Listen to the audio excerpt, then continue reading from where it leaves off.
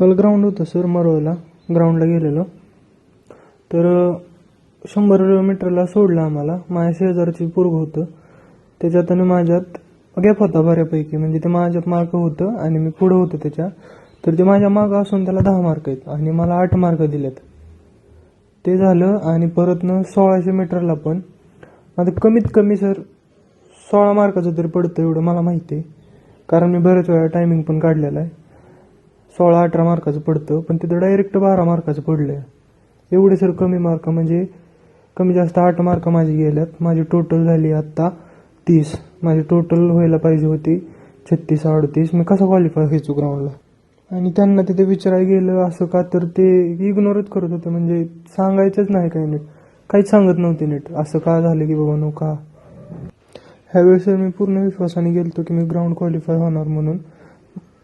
मी दहिवडीतून मुंबईला आणि मुंबईमधून दहिवडीला तिथं 1 दिवस राहण्याचं खर्च माझा 2,500 रुपये गेलेत सर. आणि ग्राउंडला जाताना पैसे लागतील म्हणून मी कामाला जाऊन पैसे साठवले ते. आणि एकटा मीन्स नाही तर असे बरेच जण आहे की त्यांना हा डाऊट आहे, पण फक्त मला ते 100 मीटरचाच काय विषय तो कळाला नाही. माझ्या पाठीमागं असून त्याला 10 मार्क आहेत आणि मला 8 मार्क दिलेले आहेत. आणि सर त्या मुलाला घेऊन मी गेलो त्या सरांकडे. तो स्वतः म्हणत होता की मी ह्याच्या पाठीमागं होतो, तर मला 10 मार्क आहेत आणि याला 8च मार्क कसे आहेत. तर त्यांनी इग्नोर केलं, काहीच बोलले ना, म्हणजे रिस्पॉन्सच दिला नाही त्यांनी.